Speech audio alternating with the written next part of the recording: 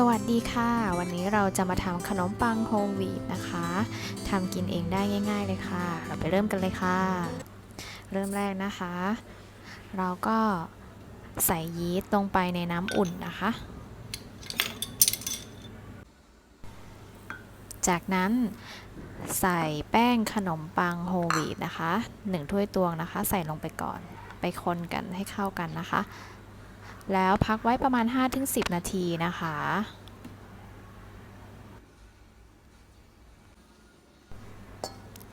จากนั้นนะคะใส่เกลือลงไปแป้งที่เราแบ่งออกไว้2 ถ้วยตวงอะค่ะใส่เกลือลงไปใส่น้ำมันมะกอก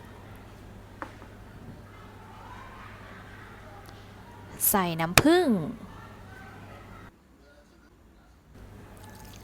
จากนั้นนะคะใส่แป้งที่เราผสมกับยีสต์ไว้นะคะลงไปได้เลยนะคะไปคลุกเคล้าให้เข้ากันนะคะ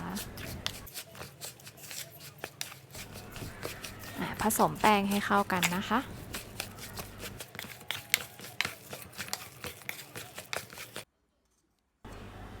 จากนั้นเราก็ใช้เครื่องตีนะคะแล้วก็ผสมแป้งไปเลยจะใช้มือว่าใช้เครื่องตีก่อนก็ได้นะคะ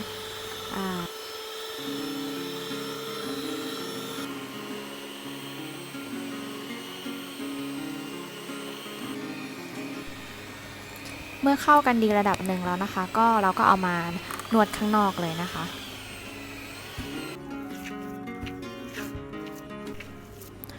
นวดไปเรื่อยๆนะคะจนมีความรู้สึกว่ามันไม่ติดมือของเราแล้วนะคะ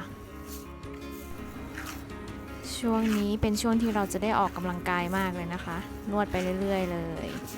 จะใช้พลังแขนแล้วก็พลังมือมากๆเลยค่ะสักพักหนึ่งอะค่ะ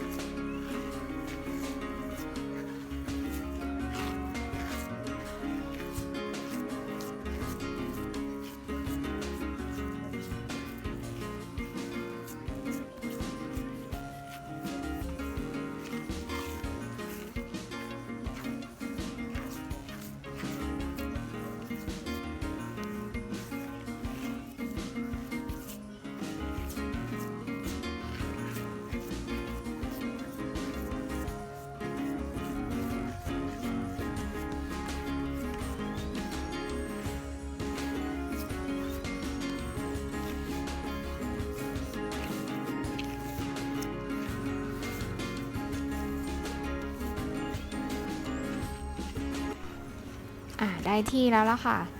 แล้วเราก็จะเอาแป้งตัวนี้นะคะไปพักไว้ประมาณ20 นาทีนะคะโดยการเอาแรปนะคะปิดไว้เพื่อที่จะให้แป้งมันฟูขึ้นตัวอีกสักเท่าตัวนิดนึงนะคะ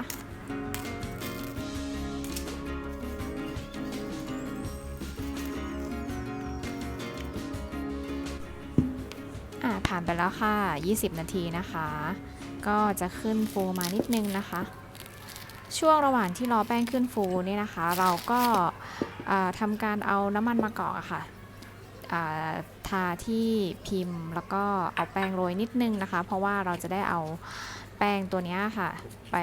ใส่ไว้ที่พิมพ์เพื่อที่จะพักให้ขึ้นฟูอีกประมาณ1 ชั่วโมงนะคะส่วนตอนนี้เราก็จะมาใส่พวกธัญพืชหรือว่าอะไรก็ได้ที่เราต้องการที่จะทานนะคะใส่ไปเลยตามที่เราชอบอะค่ะหรือใครไม่ใส่ก็นวดไปอีกสักพักหนึ่งนะคะให้มีความเหนียวหนึบอีกนิดนึงแล้วก็เอาไปพักแป้งได้เลยค่ะ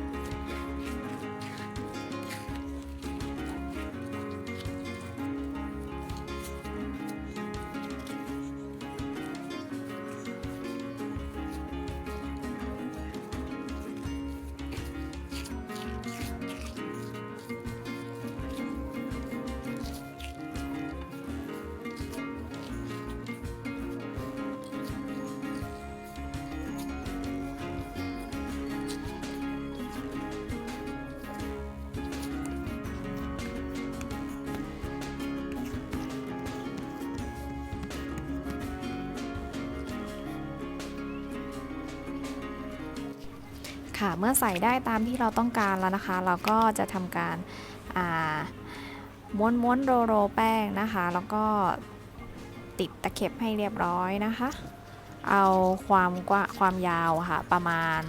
เท่ากับพิมพ์ของเรานะคะเราก็มาจัดการใส่พิมพ์ที่เราเตรียมไว้เลยนะคะแล้วก็ทำการรัดปิดให้สนิทนะคะพักแป้งไว้อีกประมาณ1ชั่วโมงนะคะแล้วก็ค่อยนำเอาไปอบที่เตาอบนะคะ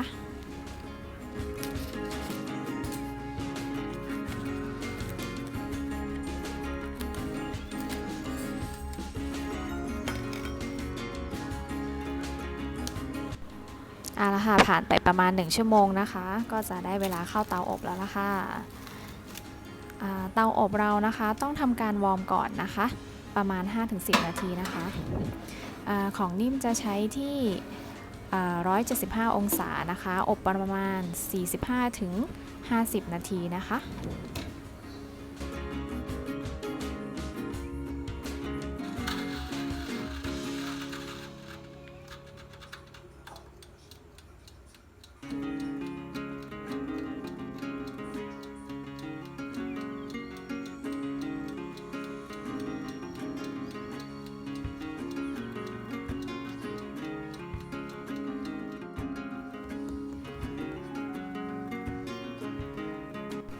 เอาละค่ะเสร็จเรียบร้อยแล้วค่ะขนมปังที่ได้นะคะข้างนอกจะมีความกรอบๆแข็งๆนิดนึงนะคะแต่ว่าข้างในก็จะนุ่มอะค่ะแล้วเราก็พักขนมปังให้มันเย็นนะคะแล้วก็เราก็จะมาทำการหั่นเป็นชิ้นๆเอาไว้สำหรับที่เราจะรับประทานนะคะ